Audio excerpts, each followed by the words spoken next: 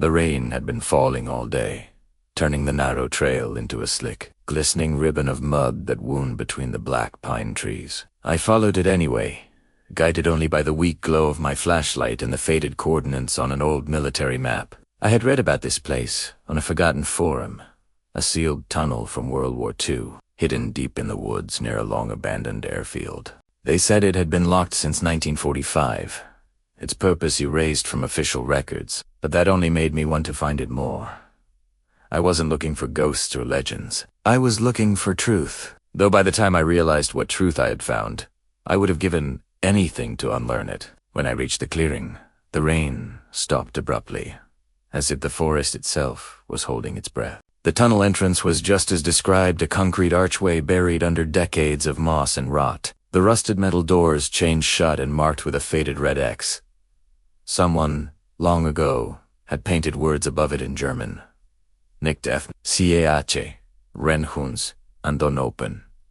De Heroes. The letters looked fresh, despite their age, almost as if someone had repainted them recently. I should have turned back, but curiosity is a disease that doesn't heal easily. I pried the chain loose, and as the metal gave way with a scream, a gust of stale air burst outward, smelling of rust, damp soil, and something else, like burnt hair. My light flickered.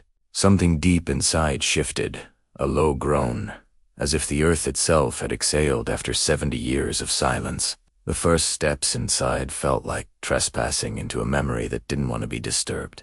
The walls were cold concrete, slick with condensation, carved with strange markings. Some military, others less identifiable. My footsteps echoed in a slow rhythm, then doubled back, as if another pair followed me. I froze, listening. Only the sound of water dripping from the ceiling. Deeper in, the tunnel branched off into smaller chambers, filled with decayed wooden crates and shattered glass jars. Old ration tins, rusted weapons, torn uniforms, all frozen relics of a war that had never truly ended. In one corner lay a notebook wrapped in plastic. The pages were brittle, the handwriting cramped. It described Project Natchgeist, something about experiments in sound and fear, an attempt to weaponize panic itself. The entry stopped suddenly, halfway through a sentence. The walls had begun to, and then nothing. The ink trailed off in a jagged line. I should have left, then, but I didn't.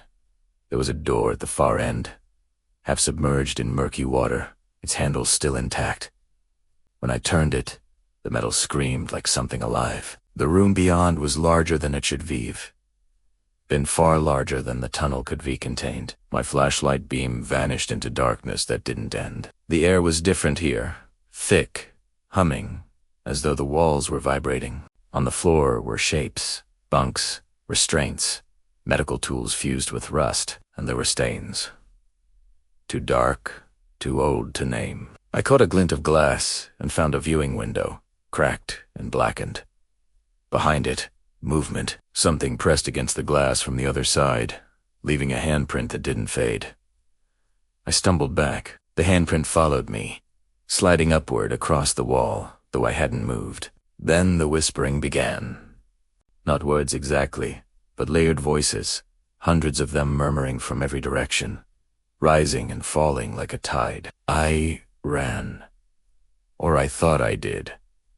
The tunnel didn't end. The markings on the walls began to shift, twisting into new forms. Faces, mouths, open in silent screams. My light died completely, leaving me blind except for a dim blue glow that seeped from the cracks in the walls.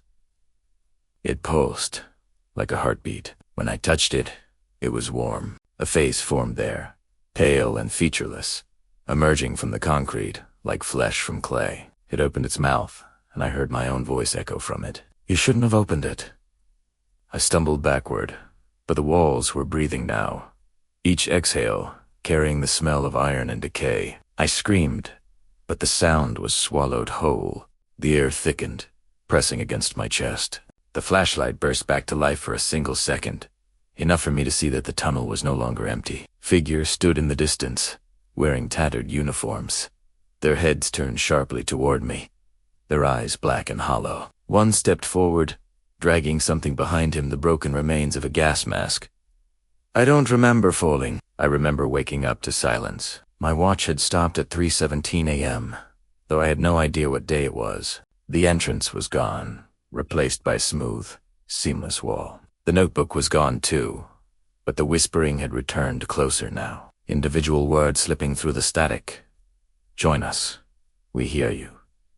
Stay, the air shimmered, and I realized the tunnel wasn't stoned anymore. The walls were soft, pulsing, damp. When I pressed my hand against one, it gave way slightly, like skin. Underneath, I could feel movement, slow, deliberate.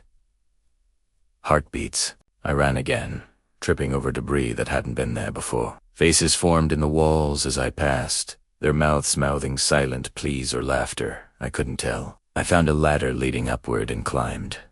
Desperate, the rungs slick with something that wasn't water. When I reached the top, I pushed against a hatch.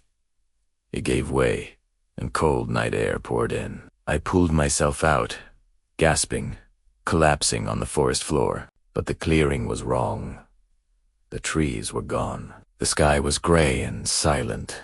No stars, no wind. In the distance stood rows of identical bunkers stretching toward a horizon that shouldn't have existed. The ground beneath me trembled, and I realized the entire field was breathing, the soil rising and falling. I turned back toward where the tunnel entrance should have been, and saw it open.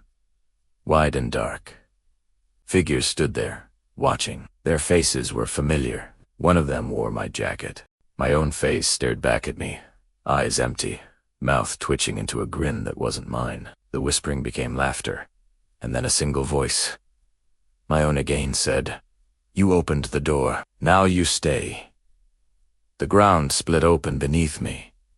The air screamed, and everything turned white. They found the camera 2 months later, half buried near an unmarked field. The footage was corrupted. Only fragments could be restored, but in the static between frames, there's something moving. Some say it's just light distortion. Others swear it's a face pressed against the lens, whispering. I never meant for this story to be told, but if you're hearing it, it means the seal's broken again. The tunnel's still out there, waiting under the soil, breathing, listening. And if you ever hear a faint hum beneath your feet, step lightly. Some doors are never meant to open twice. If you can still feel the air moving behind you while reading this, then to turn around. Just close the screen and hope the whispering stops. Because if it doesn't, it means you've already been heard. And once it hears you, it never stops listening. Now, if your nerves can take it, follow the link and descend even deeper into a story that goes beyond this one, into the place where the war never ended and the tunnels never stopped feeding. Go ahead, if you dare. But remember, not every echo finds its way back.